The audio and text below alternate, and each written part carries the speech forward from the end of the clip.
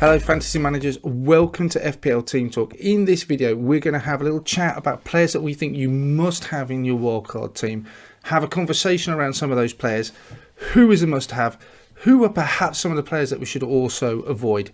Don't forget, if you enjoy this video, please give it a like, make a comment below, subscribe and help the channel out.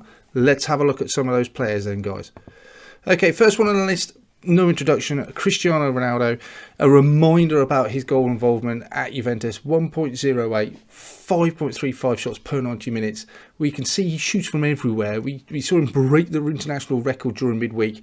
Good news for anyone that's bringing him into the side is that he obviously had a rest for that second match because he was suspended. Should be fit and ready to go. It's a perfect fixture for Manchester United and Ronaldo at home to Newcastle, you would have thought.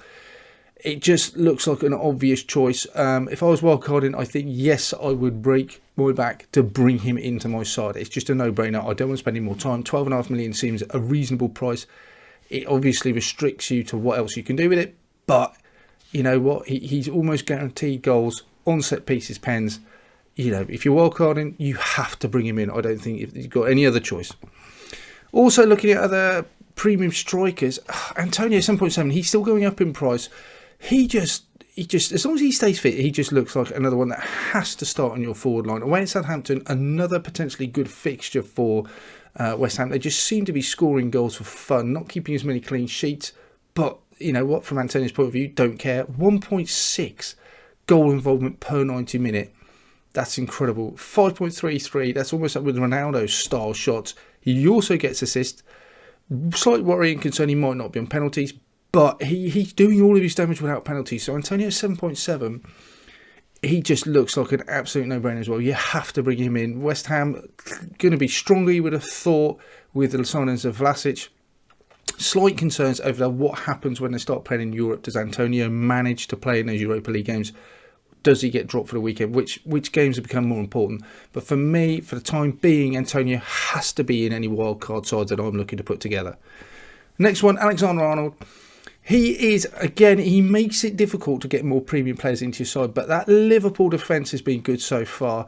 His goal involvement is massively impressive, 0.59. You've got to remember, you sometimes easy to forget, he's a defender and he's still getting 0.59 goal involvement. His goal threat is brilliant. He's picking up bonus points as well. 3 games, 5 bonus points. I made allusion to it in the past that he got 2 bonus points in the last game. He didn't even set a goal up or get a clean sheet, yet he still walks away with 2 bonus points. I just think he's an absolute must-have. I think it will hurt you with the fixtures Liverpool have got to not have him in your side. I wouldn't see the harm in going for Robertson, but I do think in the longer term, you know what, Trent just looks like an absolute solid option. He just looks like he must again be in your wild side. Mohamed Salah, he's one again on pens. Liverpool nailed on. His goals, his shots rather not as impressive as perhaps Antonio or Ronaldo, but his goal involvement is still good. For me, I've had him in from the start of the season. He's just a set and forget. We know how good he is. He's a non-negotiable for me. He has to be in that side. As long as Liverpool fixtures stay good, which they do for the medium term, I'm not even considering taking him out. And in all honesty, even with the fixtures getting harder later on, I still think I would keep him in. We saw he can still get a goal with against Chelsea. Being on pens, Liverpool side has to play. It's a case of how can you juggle him with some other premium players? Next one, Romelu Lukaku. I'm a little bit unsure. I think he's a wonderful player. 1.36 goal involvement since he's joined. He's clearly going to get chances in that Chelsea side. He looks nailed on to me as well. However, it's just those fixtures for me. With so many other premium strikers and so much competition for that place, I think the Villa game coming up looks brilliant, especially with Martinez out as well because he's away on international duty and COVID. And Buendia not also having to do the same. He looks brilliant. But the games after that, away at Tottenham, and then you got Manchester City. Yes, of course, Lukaku can score on those. Both of those are difficult games. I just feel if you're bringing him in, he just looks like a transfer to take out. And for the time being, I just feel that perhaps Ronaldo is a better option than Lukaku. Lukaku, after game week 7, just looks like an absolute must-have. So he might be a switch later on, depending on whether you're prepared to let Ronaldo go or not.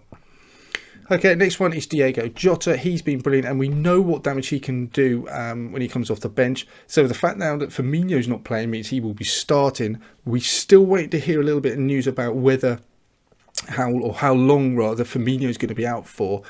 But again, a striker, stroke midfielder playing up front. So he's getting the midfielders points for playing up front for a Liverpool creative side. Away at Leeds, they've got good fixtures coming up. He's got involved with 0.66, 3.73 shots per 90. You know what you're going to get with Jota. Even with Firmino, it's a good option at 7.6. Without Firmino, suddenly becomes, I think, a must-have in that midfield. It's just how can you fit him in there? I don't think you can have all these must-have players. I'm under no illusions, but Jota is a player you seriously have to give some consideration for. Liverpool midfielder playing up front. That's all you need to know for that sort of price. Okay, players to avoid then when wildcarding. We're going to have a quick look at a couple of these. Bruno Fernandes, we know his XG. We know what a player he is. I'm not suggesting for a minute he becomes a less of a player. He's such a talented individual. With Ronaldo on the side, we know he's not going to be on penalties. We know he's not going to take those set pieces.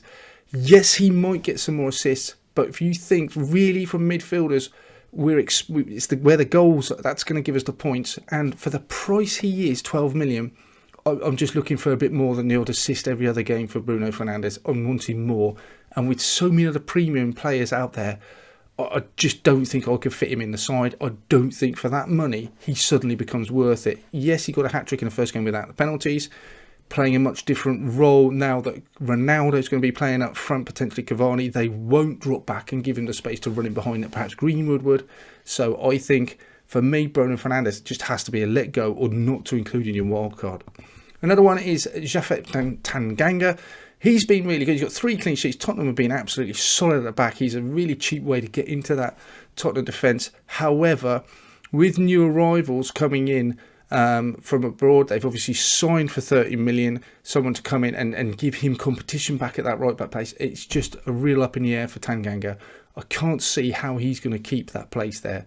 So for me, I like him for 4.5. I thought he's playing great. But at the moment, I just don't see how he's going to stay in that side. He's an absolute void for any wildcards. And in the short term, Tottenham's fixtures don't look that promising. But in the longer term, yes, they do. They've got Palace, then they've obviously got the Chelsea match.